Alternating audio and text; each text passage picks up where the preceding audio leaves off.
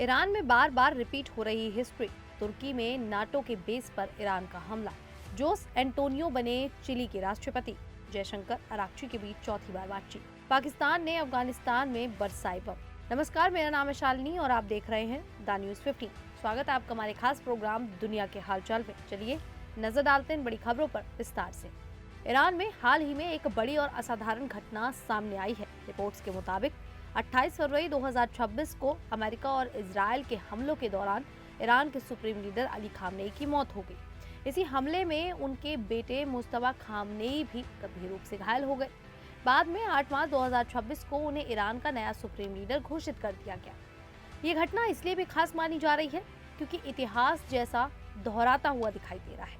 1981 में भी तेहरान की एक मस्जिद में भाषण के दौरान हुए बम धमाके में अली खामनेई का दाहिना हाथ पूरी तरह घायल हो गया था। इसके बावजूद वे 1989 में ईरान के सुप्रीम लीडर बने और कई साल तक इस पद पर रहे। अब इसी तरह हालिया हमले में मुस्तफा खामनेई के भी गंभीर रूप से घायल होने की खबरें हैं। कुछ रिपोर्ट्स में दावा किया गया है कि उनके पैर में गहरी चोट आई और उसे काटना पड़ा, जबकि कुछ में कहा गया कि वे कोमा में हैं।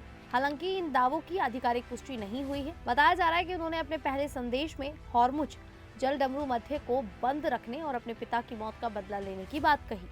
वहीं उनकी सेहत और असली स्थिति को लेकर अब भी रहस्य बना हुआ है। तो वहीं ईरान ने हाल के दिनों में अमेरिकी और इजरायली हमलों के जवाब में खाड़ी क्षेत्र के कई ठिकानों को निशाना बनाया है। इसी बीच खबर सामने आई कि ईरान ने तुर्की में मौजूद नाटो के इंसिरलिक एयर बेस को भी निशाना बनाया। ये बेस दक्षिण तुर्की के अदाना शहर के पास स्थित है और इसे नाटो का एक अहम सैन्य ठिकाना माना जाता है। हमले के दौरान बेस के आसपास तेज सायरन सुनाई दिए और सुरक्षा एजेंसियों को अलर्ट पर रखा गया। रिपोर्ट्स के अनुसार इस हमले को रास्ते में ही इंटरसेप्ट कर लिया गया, इसीलिए बड़ा नुकसान नहीं हुआ। बताया जाता है कि इस बेस पर अमेरिका के लगभग 50 परमाणु बम होने की आशंका रहती है, इसीलिए इस हमले से तनाव और बढ़ गया है। वहीं दूसरी ओर अमेरिका और इजरायल भी ईरान के ठिकानों पर लगातार एयर स्ट्राइक कर रहे हैं। तेहरान और आसपास के इलाकों में हमले जारी हैं। इससे पूरे मिडिल ईस्ट में हालात और ज्यादा तनावपूर्ण हो गए हैं। भारत के प्रधानमंत्री नरेंद्र मोदी ने चिली के नए राष्ट्रपति जोस एंटोनियो कास्ट को पद संभालने पर बधाई दी है। उन्होंने कहा कि भारत और चिली के बीच पहले से ही दोस्ताना और मजबूत रिश्ते हैं और वे इन संबंधों को आगे और मजबूत करने के लिए कास्ट के साथ मिलकर काम करने की इच्छुक है। प्रधानमंत्री मोदी ने उम्मीद जताई कि आने वाले समय में दोनों देशों के बीच व्यापार, तकनीक और ऊर्जा जैसे क्षेत्रों में सहयोग और बढ़ेगा। जोस एंटोनियो कास्ट को पिछले साल हुए राष्ट्रपति चुनाव में बड़ी जीत मिली थी। उन्हें करीब 58% से ज्यादा वोट मिले थे। इस चुनाव में कई उम्मीदवार मैदान में थे, लेकिन अंतिम मुकाबला मुख्य रूप से दक्षिणपंथी और वामपंथी विचारधारा के नेताओं के बीच हुआ था। कास्ट का जन्म 18 जनवरी 1966 को चिली की राजधानी सेंटियागो में हुआ था। उनके पिता जर्मन मूल के थे, जो द्वितीय विश्व युद्ध के बाद चिली आकर बस गए थे। कास्ट ने कानून की पढ़ाई की और पढ़ाई के दौरान ही उनकी रुचि राजनीति में बढ़ गई। राष्ट्रपति बनने से पहले वे कई वर्षों तक सांसद भी रह चुके हैं। कास्ट को एक कंजर्वेटिव और राष्ट्रवादी नेता माना जाता है। उनकी राजनीति में सुरक्षा मजबूत करना, आर्थिक सुधार लाना और सरकारी खर्च कम करना जैसे मुद्दे प्रमुख रहे हैं। विशेषज्ञों का मानना है कि उनके नेतृत्व में भारत और चिली के बीच व्यापार और सहयोग बढ़ सकता है। वहीं 13 मार्च 2026 को भारत के विदेश मंत्री एस जयशंकर और ईरान के विदेश मंत्री सैयद अब्बास अराक्ची के बीच फोन पर चौथी बार बातचीत हुई।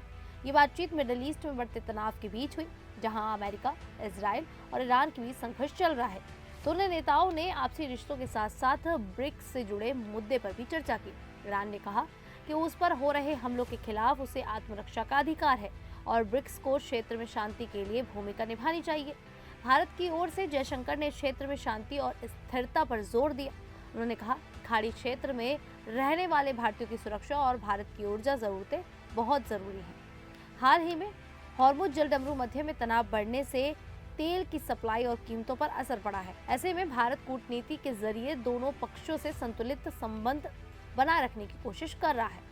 एक तरफ मिडिल ईस्ट में ईरान, अमेरिका और इजरायल के बीच जंग चल रही है, तो वहीं दूसरी तरफ पाकिस्तान और अफगानिस्तान के बीच भी तनाव बढ़ गया है। रिपोर्ट्स के मुताबिक पाकिस्तान की सेना ने अफगानिस्तान के कई इलाकों में हवाई हमले किए हैं।